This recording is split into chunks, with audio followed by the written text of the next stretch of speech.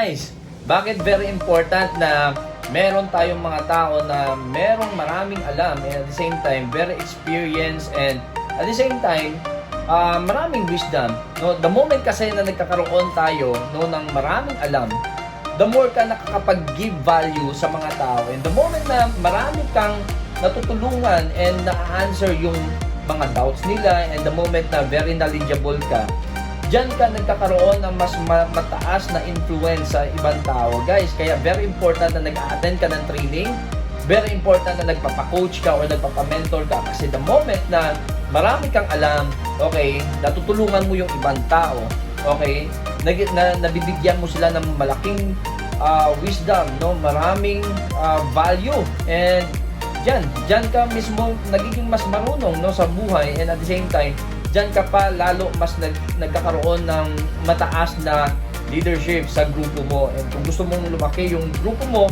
dapat marami kang alam sa negosyo mo. Alright?